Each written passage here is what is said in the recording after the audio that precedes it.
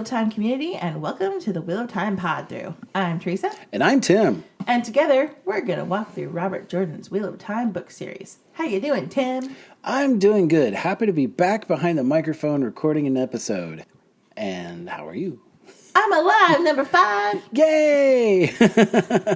And really, really old, as evident by that reference. Oh God, are we that old now? God. Yeah, apparently. So, thank you, everybody who sent your well wishes and hopes for healing and all of that. And thank you for your understanding while we had to miss a couple weeks. It got bad, y'all. Like, yeah, I was bad. sick. Like, I wasn't quite knocking on death's door, but I was like circling the neighborhood. Yeah. It was kind of scary for a minute there. But I'm doing much, much better now, and I can breathe again, which is great. So, yeah, sorry we had to miss a couple weeks, but again, we thank you for your understanding. Yes. And we are back, and hopefully healthy, and won't have any more interruptions to this season. Knock on wood. Exactly. Okay. Before we get started, we just want to remind you that this is a reread. We assume that you have read the entire series, so there will be spoilers. You have been warned. All right, Tim, now that we're back, what are we going to be doing in today's episode? Today we're going to be discussing chapters 44 and 45 of the Dragon Reborn, where Perrin and Matt are both having really bad days. Chapter 44 is called Hunted, and the icon is the Flame of Tar-Valon. Here's a quick summary to act as a reminder for those of you who are not reading along with us. Caemlyn rules in Ilion, so it's time to get out of Dodge. Moiraine gives Fael one last chance to leave the group, but she is determined to stick with them, come hell or high water. Perrin wants to argue her out of it, but Moiraine doesn't have time for their bickering. They gather up their things and meet up in the stable where Moiraine is trying to convince the innkeeper to flee the city. Perrin wants to know what's going on. It turns out that Caemlyn sent the Darkhound, but not the Grey Men, so he probably doesn't know about Perrin yet. Someone else is after him, and Perrin demands to know why. After all, Rand is the bloody Dragon Reborn. Moiraine is furious at him for letting the secret slip where others could hear. She tells Fael that she is sealed to them now, and threatens Perrin before riding off. They set a good pace, but they can hear the howls of the Darkhounds following. Lan tells them that you can't outrun Darkhounds. Eventually, you have to turn and face them. Moiraine picks a spot for them to fight. They climb a low hill to find the ruins of a statue that Loyal thinks may have been Ogier. Lan tells them that it sounds like a pack of about 10 Darkhounds are after them, and they're closing in. Perrin pulls out his bow and stands next to Moiraine, waiting for a good shot. He gets 3 shots off, and the first hound goes down. Moiraine steps up to the plate and decimates the remaining 9 with balefire. Loyal is all for doing a bit more running, in case there are more Darkhounds, but Moiraine explains that there probably aren't anymore. They're not Caemlyn's main quarry. Perrin guesses that he's after Rand, and Moiraine says that it could be Rand or Matt, since he's not only Tamarin, but he's the one that blew the Horn of Valair. Fael is flabbergasted that the horn has not only been found, but someone has already blown it. It's a long way to Tyr, so Lan suggests that they get going, leaving Perrin cursing Moiraine for her lack of answers. Matt is sitting by a campfire playing with one of the fireworks Aludra had given them. Tom sitting nearby, engrossed in tuning his harp. Thinking about luck and proving he is exactly that kind of an idiot, Matt decides to ignore Aludra's warning and cut open the firework with his belt knife.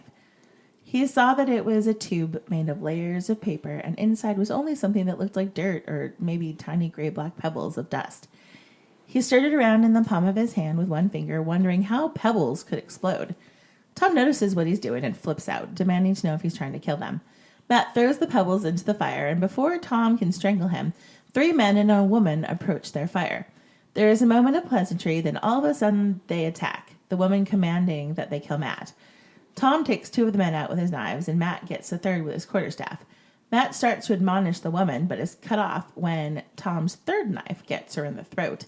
Matt is furious that Tom killed a woman, until Tom rolls her over, revealing a large dagger she'd been intending for Matt. He recognizes one of the men from the attack when they sailed from Tarvalon and is convinced they're after him because of Elaine's letter, though Tom is sure that can't be it. They clear the scene and ride on toward Caemlyn. I don't want to harp too much on this, but it bothers me that Perrin won't call Fail by her chosen name. Yeah. Like, when someone tells you to call them by a specific name, you really should use that name. More to the point, when someone tells you not to call them by a specific name, by continuing to use that name, you're basically saying their autonomy is not nearly as important as your preference.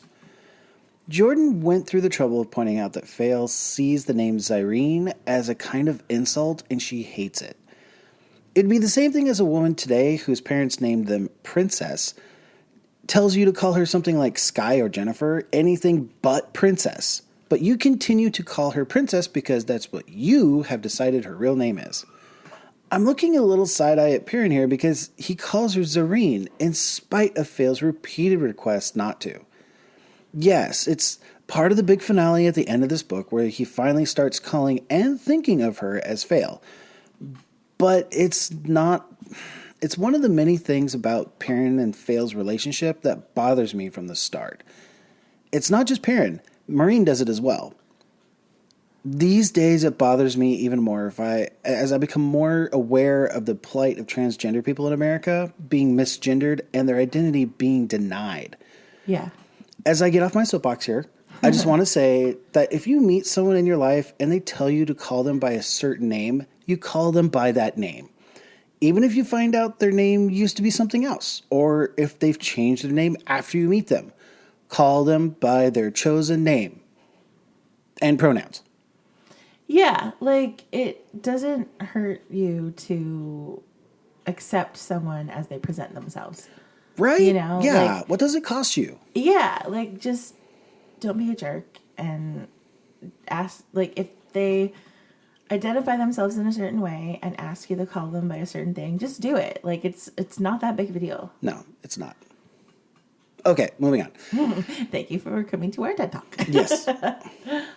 A couple of episodes back, you asked me about how Moiraine touches Fail's forehead after she agrees to Moraine's conditions for staying with him. Yeah. This was the passage I was talking about when I said she releases Fail from whatever it was. Like, okay. We don't see her do anything specific with the power, but she says that she wouldn't make Fail stay now that she knows Samal is in Ilion. Mm-hmm. Again, I'm not sure if this fully answers the question as what Moiraine did when she touched Fail's forehead, and it made her shiver, but whatever she did back then, she undid here. Oh, okay. Moiraine is really rattled by finding a Forsaken ruling in the city. Later, this will become old hat for our heroes, but at this point in the story, it's a big deal. Yeah. Moiraine is pretty harsh with the innkeeper, trying to convince her to flee Ilion, and she's pretty snippy with Lan. She basically threatens to murder Perrin when he let slip that Rand is the dragon. Like, Moiraine is not handling the news too well. Well, and it kind of makes sense. The last time they had to flee the inn, things didn't go well way back in Barrelon, so... They didn't go that bad. It was fine. This innkeeper better listen, though. Yeah. Perrin needs to get his head back in the game. Yes, he really does. The reveal that the Greymen were not from Samal has got him totally off balance. Like, I get that this is a lot to take in, but he's so thrown by how things have started to go sideways that he blurts out that Rand is the Dragon Reborn in front of witnesses. Yeah. Then he basically blames it on Fail, since he feels that he's been making hasty decisions ever since he first felt her eyes on him. Not cool, man. I mean, Perrin's been making hasty decisions before she ever entered the picture, and he needs to figure this stuff out. Yeah, for sure. Moiraine unleashes Balefire to take out the remaining pack. Even though Moiraine doesn't say it's Balefire, we know that's what it is, because the Darkhounds vanish. There's no sign of them ever existing. Like, no scorch marks, no ash left behind. They're just simply gone. Yeah. We've said this before, but this forbidden weave gets used a lot in the series. And I kind of feel that, at least in the first few books, Jordan uses Balefire with very little consequence. But as the books go on, he starts to show us why Balefire is such a bad thing to use. and how it really messes stuff up if you're not careful with it. But not here. The only consequence is that somehow may have noticed that it was used and can pinpoint their location wherever it was used. Which just means they have to keep running. So do you think that Jordan changed his mind about Balefire once he knew more books were going to be okayed by the publisher? Because I feel like that may have been what happened. Maybe. It's hard to tell because Moraine tells Rand, I think it's in the first book, that what he did with Balefire was forbidden and he can never use it again. And big, bad, no. But they use it constantly. They sure Rand do. uses it. Nynaeve uses it. Moraine uses it several times. It's for a weave that's forbidden, they use it all the time. So I don't know. I don't know if he changed his mind or if it was well, there's a reason this is forbidden, so I'm going to have everybody use it so that I can show why. Okay. I don't know. I honestly don't know. But, I mean, you're right. We keep being told that it's forbidden. You can't even speak of it. And yet, it's used at least once per book. Often multiple times per book. And I think you're going to see it in the next book possibly, but the next time we see a major use of Balefire in that book, Rand Balefire some Darkhounds or something, and Matt ends up not getting bitten, but it's a weird time shifty thing. So he spends the time to call out, oh, let's talk about the consequence here, but we haven't seen that kind of a thing at this point in the story. We just see, oh, I'm not supposed to use this. Right, yeah. I don't know. I don't know what he was doing with Balefire. Maybe he just decided it was way too cool. Maybe, because it kind of is. The rule of cool will always win. That is absolutely true. Fail is in shock when she finds out someone has not only found the horn, but already blew it as well. So much for her hunt. It's pretty funny because she thinks of herself as so worldly and knowledgeable. Yeah. But here she just had two huge bombshells dropped on her. First, that the dragon has been reborn and they know him. And then second, that Matt blew the horn. Suddenly, she's realizing that the world is not what she thought it was. It's a lot more interesting and a hell of a lot more dangerous. I'm really glad you brought that up because even though she comes from a place where she does know a lot more about the world than these little country louts, she's having the exact same experience. Yeah. Her world is completely getting blown apart too. So, yeah, mind blown. Wow. And then we're back with Matt. And Matt is being his typical self, sitting by a campfire with a firework in his hand, thinking about what Eludra said. Luck. It only explodes sometimes, she said. Luck. Matt is basically putting two and two together about how his luck works, and because he's Matt, he goes about it the most foolish way possible. He cuts open the firework to see if it will explode, knowing it most likely will not. That's our Matt. Yeah, he's an idiot. He just is.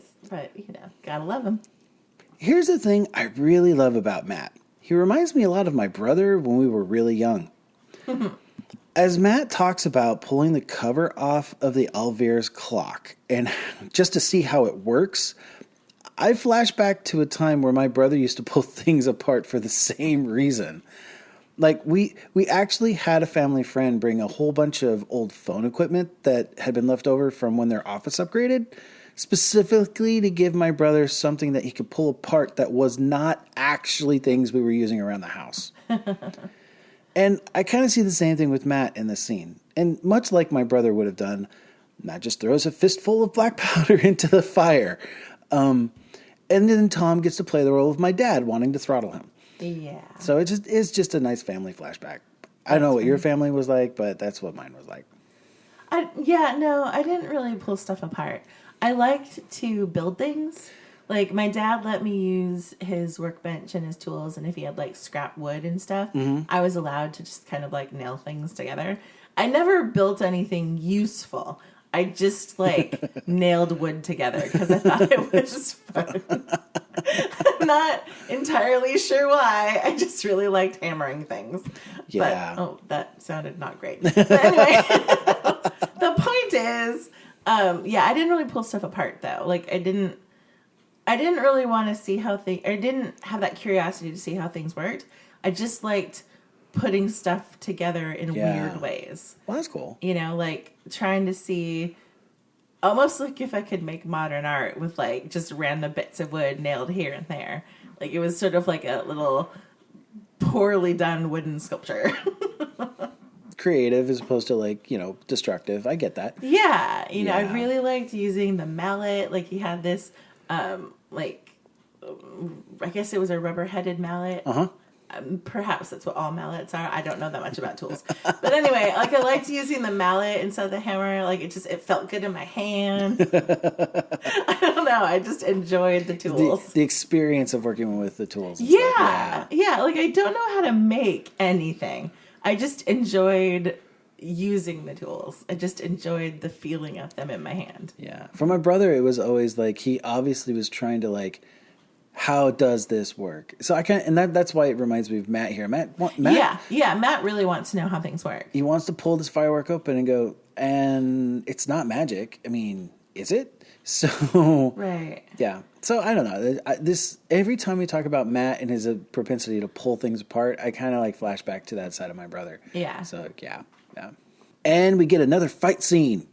We've not seen Matt and Tom fight together for real yet. Like the last time they fought, it was some really great teamwork with Tom stuck in the hayloft while Matt did the fighting. But this time, Tom lets loose his knives and basically kills everyone except for the one guy Matt gets. Matt is totally capable of taking out these guys on his own. I mean, Matt went up against Galad and Gawain earlier in this book, so I get why he feels a little almost contemptuous when he makes short work of his first attacker. But Tom also puts a knife in the throat of the woman before she can put a dagger in Matt. And he does it without hesitation, because Tom knows that women are just as capable of killing a person as a man. And since she was the one in charge, there was no way she was going to let the job go undone. I really wish that Tom was able to get the Two Rivers aversion to killing a woman out of Matt. It gets rooted in good intentions, but it's such a liability. Yeah, both Matt and Rand have this sense of chivalry when it comes to women. Even though it is proved to them over and over again that a woman can be just as dangerous as a man, Yes, she can. they still hesitate. And it almost gets them both killed multiple times. Yeah. Matt isn't nearly as ridiculous as Rand is, and we will have plenty of time to talk about him later. Yes, we will. But Matt has a hard time getting over this, and it's to his detriment. It really is. Yeah. Matt recognizes the crossbowmen as one of the guys who attacked them on the Grey Gull. Tom doesn't believe him at first because it makes no sense that they would have been followed all the way from Tar-Valon. Matt's only explanation is that he has Elaine's letter, but Tom went through the letter and saw no hidden messages in it. He knows the game of houses backwards and forwards, and for Tom, it can't be because of the letter. Matt refuses to accept that there might be another reason, so he's highly motivated to get rid of the letter so he can stop being chased. Mm-hmm. He blames the girls because he's not willing to consider who or why someone is after him. Right. And that wraps up Chapter 44. Chapter 45 is called Caemlyn, and the icon is the Lion of Andor. Matt and Tom ride all night and get to Caemlyn early in the morning. Matt was dagger sick the last time he was in Caemlyn and hardly remembers it at all. He wants to be rid of Elaine's letter as soon as possible, so Tom goes on to the Queen's Blessing alone, and Matt heads to the palace. Customer service has gone downhill in Caemlyn since we last saw the city, and Matt has to deal with a very rude palace guard who takes one look at his clothes and dismisses him as a ruffian, telling tales to squeeze coin out of the Queen. He threatens to have Matt thrown in prison and beaten to within an inch of his life. Matt tries to explain that he has a letter from Elaine, but the guard won't listen. Matt insults him, and the exchange ends with the guard calling for reinforcements to arrest Matt as a dark friend. Matt outruns the guards and heads to the Queen's Blessing. He's a little put out that no one remembers him and sulkily joins Tom and Master Gil in the library. Gil gives a rundown on the current state of things. Morghese has a new advisor, Lord Gabriel, who is not fond of Tar-Valon. Gareth Bryne's been tossed out, at least half the guards are new, and things have changed a lot. There's talk of war with Tar-Valon, though Gil thinks that's crazy. Now that Matt has the lay of the land, he's off to the palace again to get rid of Elaine's letter, but this time he's going to go about it his own way. I like that Jordan gives us a new description of Caemlyn from the eyes of Matt.